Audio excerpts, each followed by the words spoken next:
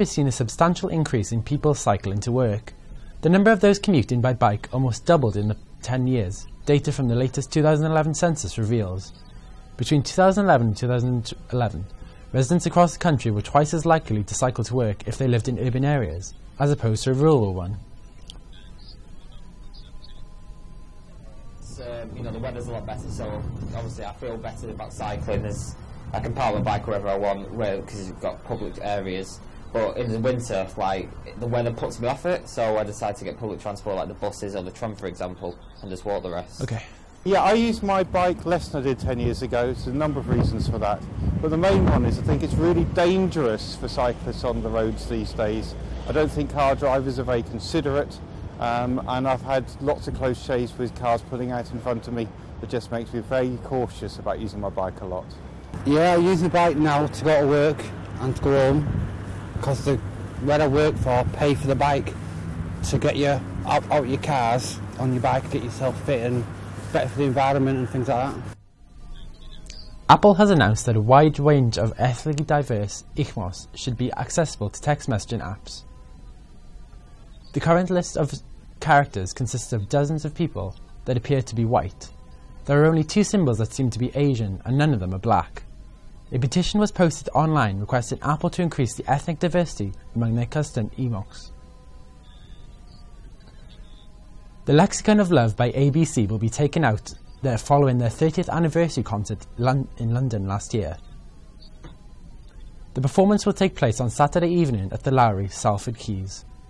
ABS will be accompanied by South Bank Symphonica and conducted by musician and composer Anne Dudley. A national oversight group led by the Home Secretary Theresa May will be looking at how constables in Greater Manchester responded to domestic violence alerts. She is taking charge of the way police tackle domestic abuse in England and Wales after a report exposed weaknesses last month. Jane Anger Management Group leader tells why some men are inclined to domestic violence during games. Former Ukrainian Prime Minister Yulia Tymoshenko is planning a return to politics by standing in the country's May elections. Having been released from prison in February following a corruption charge related to a gas deal in Russia, this will be the 3rd time Tymoshenko has run for office. The election is planned to take place on the 25th of May. Today has started off nice. And now, back to the weather with Helen.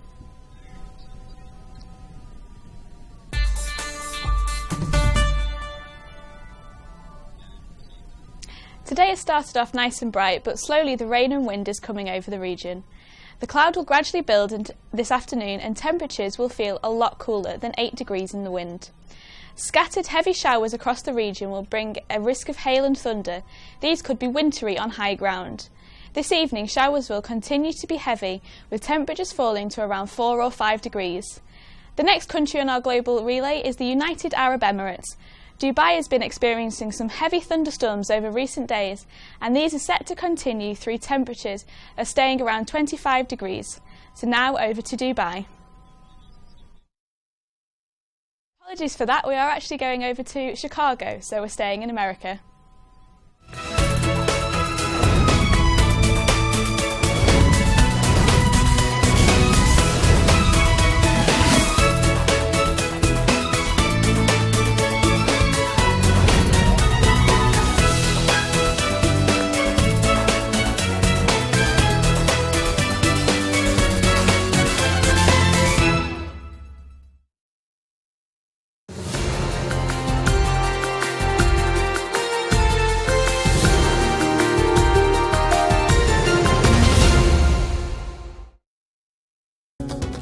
Good afternoon. Thank you for joining us. This is Newsbeat. Here's a look at what we're looking at this hour. Russian troops at the Crimean border? It's a political and military stare-down. We've got the latest on the Russia crisis. A battle is revving up on Chicago streets. Why cab drivers are heading to court to take on a certain group of drivers. Good morning. It's Tuesday, March 4th. I'm Husna Bahora.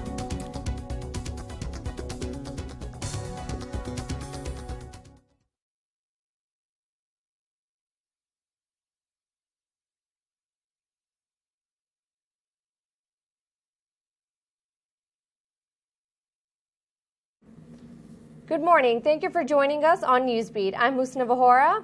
And I'm Gianna Hernandez.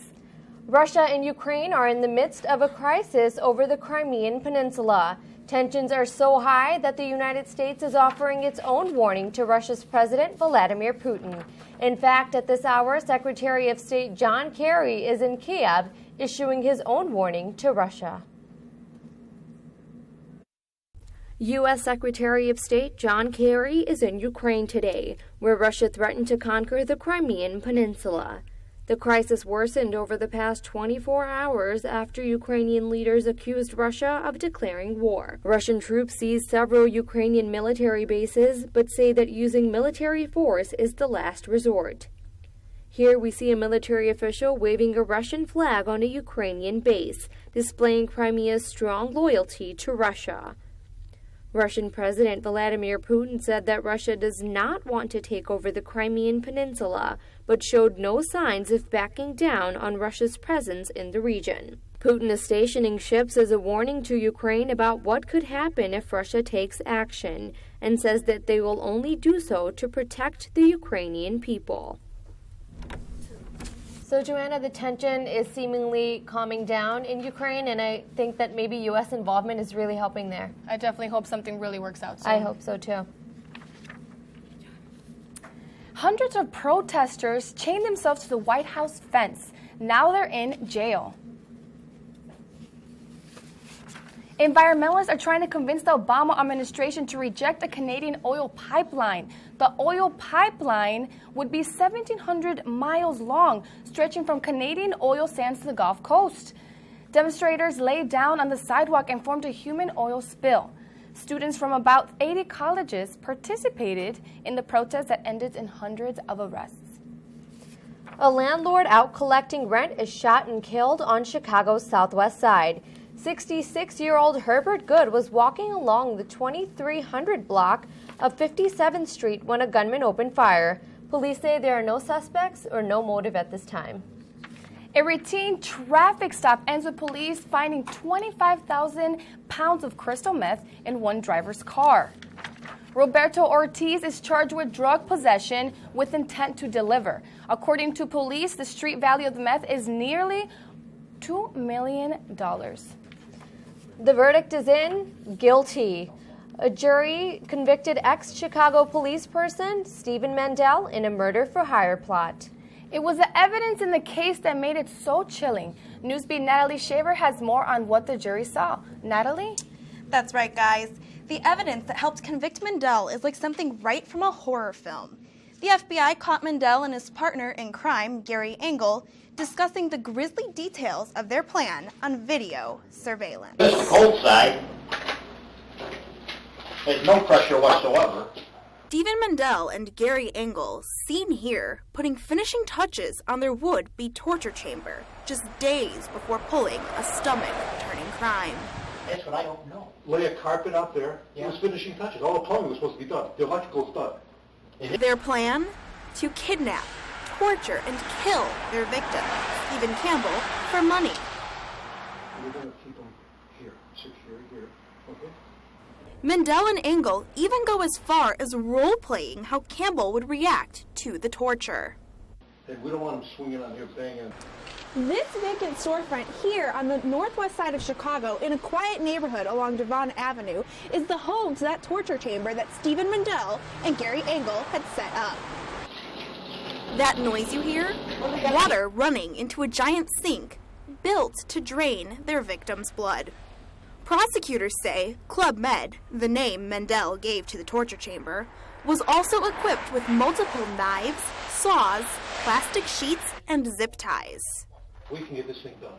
We want to be able to secure them while he's sitting down. We don't want them laying. We're not doing the spread eagle. Mandel denied all charges. However, he did admit discussing the murder plot in great detail, but never planned on actually going through with it. It took a federal jury only 4 hours to decide on the guilty verdict. Mandel will be facing life in prison at his sentencing hearing in June. Now, guys, this trial was something like an episode of Law & Order. I could not believe the evidence that was being presented. Honestly, what I saw, it looks so intense. Thank you, Natalie. Coming up, when Newsbeat returns, fights over taxis, and one Oscar winner's inspiring speech. And Lupita Nyong'o wins her first Oscar for 12 Years a Slave. More on this coming up.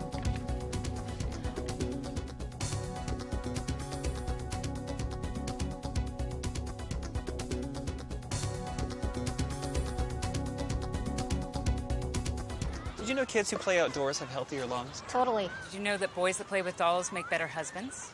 My son has lots of dolls. But did you know terry cloth diapers breathe better? I did. It's totally true. Oh, yeah.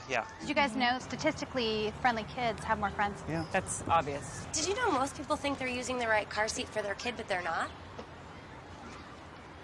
Parents who really know it all know for sure that their child is in the right seat.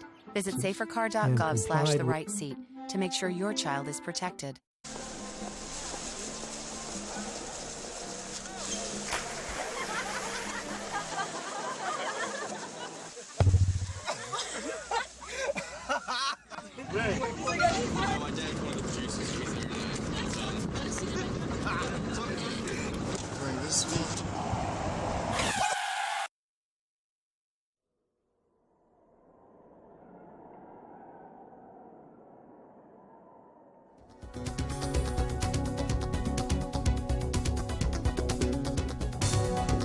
There's a growing controversy in Chicago, and it centers around ride-sharing services like Uber and Lyft.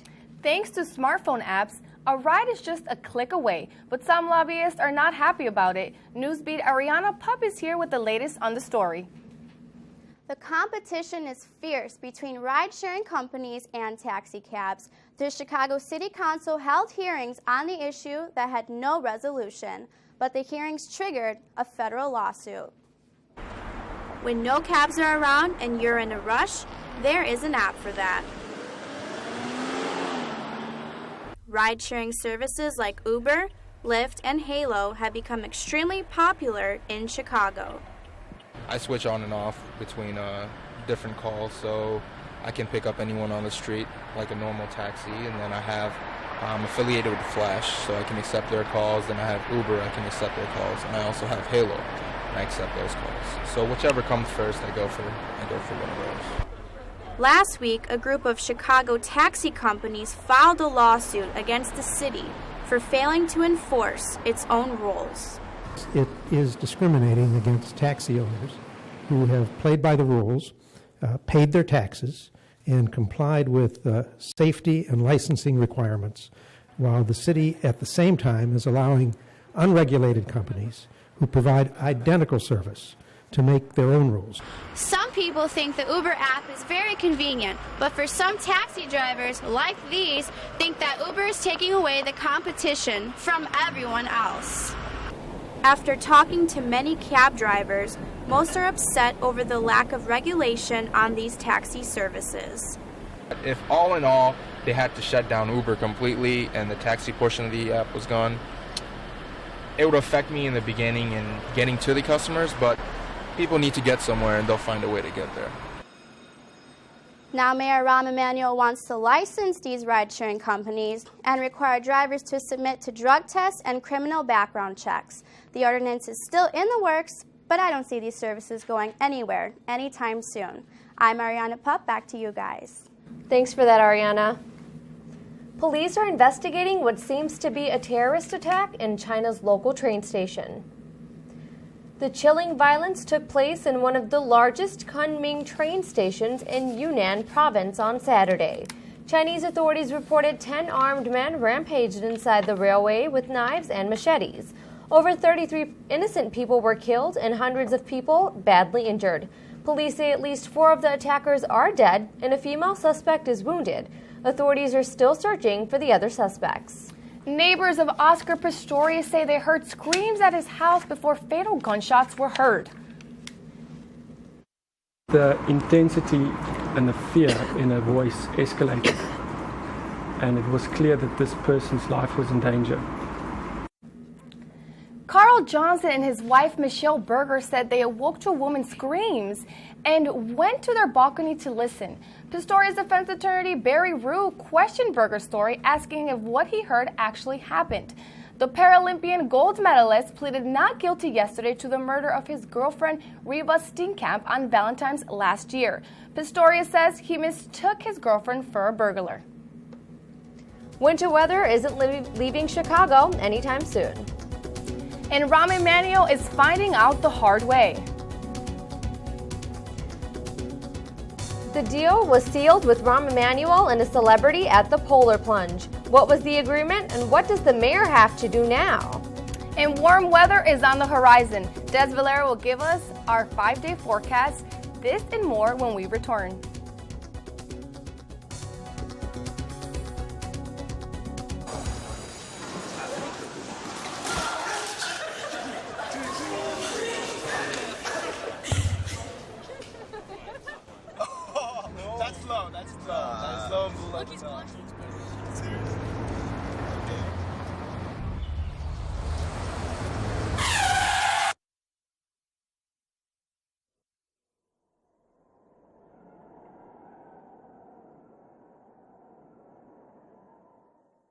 I grew up in the housing projects of Cleveland.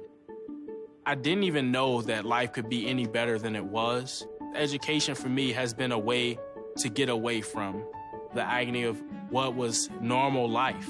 I want to be able to impact the community, not just look back on where I came from, but to reach back to where I came from and pull some people up with me. My name is David, and I am your dividend.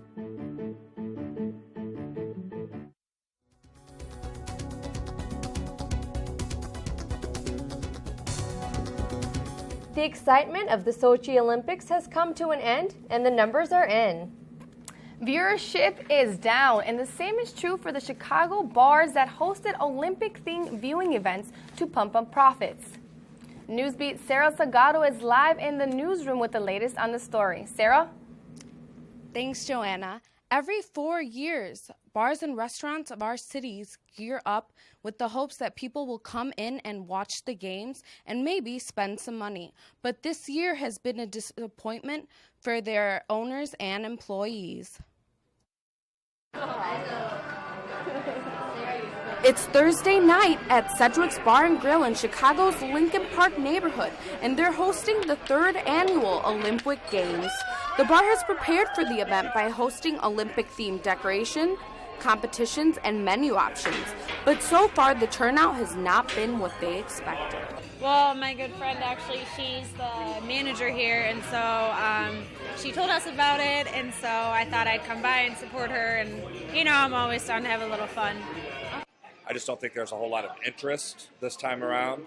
There's not a big story that people are following, so not much so far, but.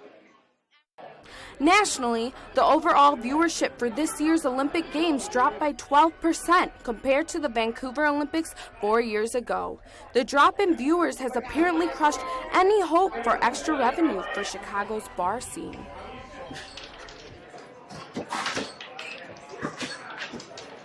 Air hockey is just one of the many games that the managers of Sedgwick brought to increase the viewership of the Sochi Olympics here in this bar. So far, they say they have not seen the increase that they're looking for. Olympics are always exciting because they only have it every 2 years, you know, winter, summer. I'm excited about hockey. I'm a big hockey fan. We really haven't seen much influx or interest even, but the hockey will turn it around, hopefully. The owner of Sedgwick says that attendance picked up for the hockey games, but that it wasn't as many people as he had hoped. He's hoping that this year's summer games will bring in more people than the winter did. This is Sarah Salgado, live from the newsroom. Thank you, Sarah. Now, donning a suit and tie, Jimmy Fallon kept his word and took a dip in Lake Michigan Sunday.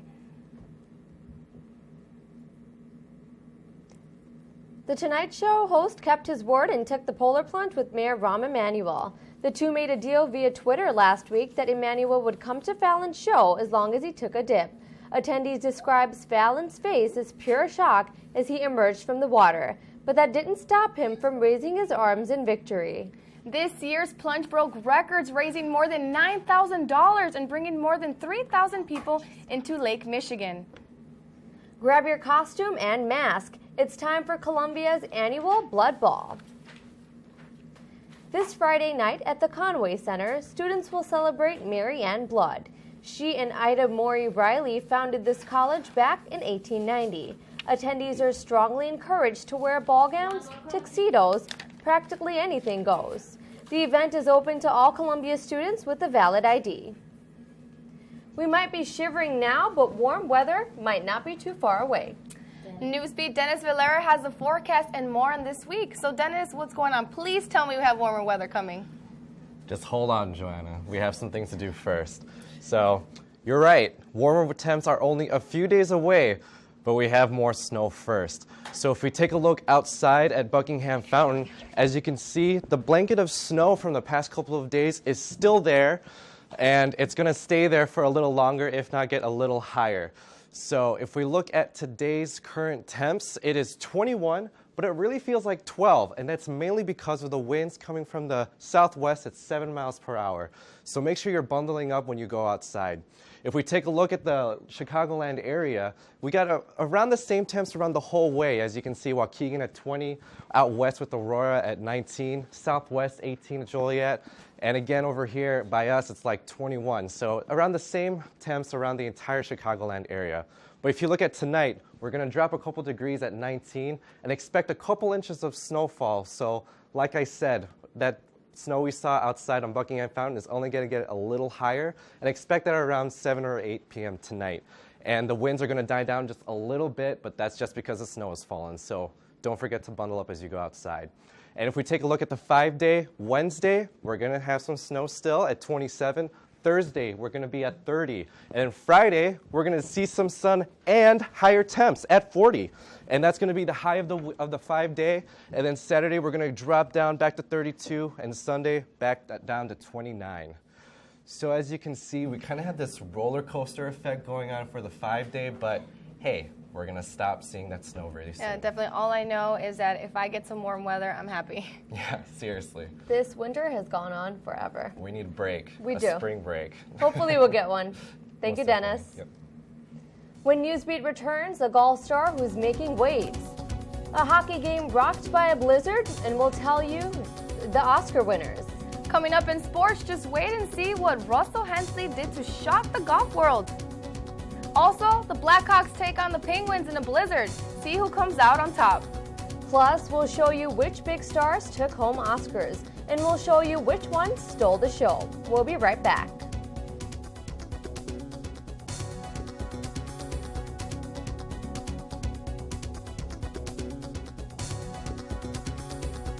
I come from a big family. I'm the oldest of 6. To me, being the first person to go to college, it's like setting a standard, you know? My little brother is 8 years old now.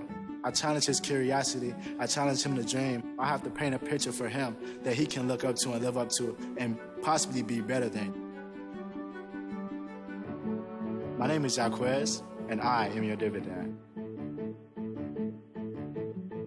I already knew that I was going to go to college, from a young age. I definitely want to major in political science. After that, I'm going to get my law degree. Then I'm going to come back to Detroit, boost the economy, become the mayor or something, try to make the situation better for other people. I feel like I owe it to the city. I'm determined. It's going to happen. My name is Justin, and I am your dividend.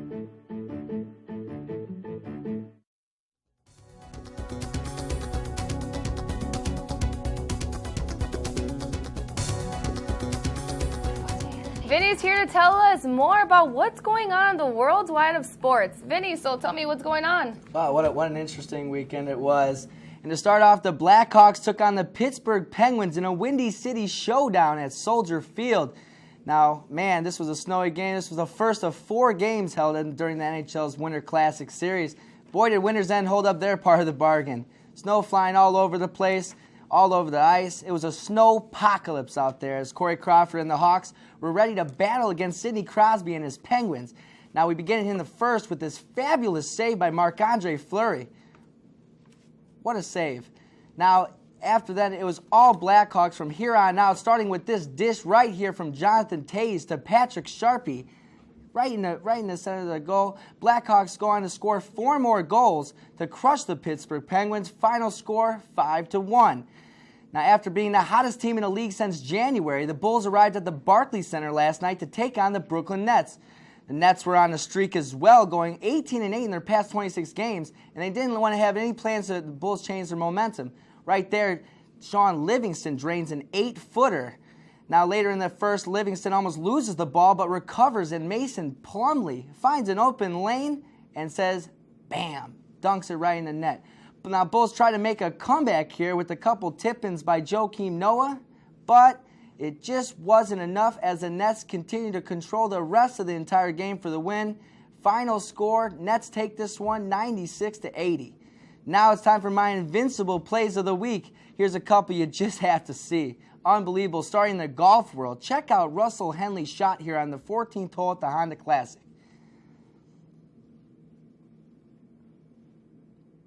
Wow, unreal. Now watch this again in slow motion. It just doesn't get any better than that. Holding out for eagle from 150 yards out. He ended up going on to win the Honda Classic, defeating number 2 ranked in the world, Rory McIlroy. Now Jimmy Butler gets my second award. Check out this hustle play by Jimmy. He pokes the ball away from Carmelo Anthony, dives into the sands to save the ball. Then he realized the play is still going on, so he decided to just run in the stands to get to the other side of the court just in time to defend his man. Nice hustle, Jimmy. Love it. Now, real quick, Tiger Woods returned in the Honda Classic but decided to withdraw from the tournament in the final round due to back problems. Also, Wichita State finishes off the season undefeated 31-0 record, becoming the first team to do this in a decade. And finally, Richie Incognito, who was accused of bullying Jonathan Martin last year, checked himself into rehab for psychiatric treatment. Now, guys, back to Tiger Woods. I thought it was a little unprofessional of him to kind of withdraw from the tournament in the 4th round. I kind of think he should have just played it out. He's done it many times before. But, you know, honestly, we don't know what's going on with his back. But I think he's kind of preparing for the Masters. So I'm not going to give him too much, but I think he should have finished it off. I think so. But, I mean, I guess he has his own problems, and maybe he's saving up the energy to win bigger tournaments. He wants the majors. Regardless, we love Tiger Woods. Thank you, Vinny. Love Tiger. No the problem. Oscars might be are over, but they still have people talking. Celebrities fill the Dolby Theater Sunday.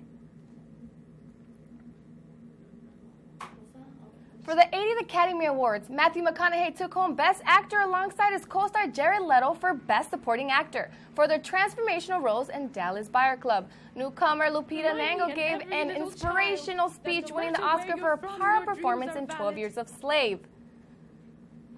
But the night wouldn't have been a hit if it weren't for Ellen's record-stunning celebrity selfie taken during the show. The picture even made Twitter history for crashing the server after being retweeted more than any other picture. Now this wraps up Newsbeat for today. For Vinny Catino in sports, Dennis Valera with weather, I'm Joanna Hernandez. And I'm Husna Vahora. Remember to join us right here every Tuesday morning at 11:30. Have a great day.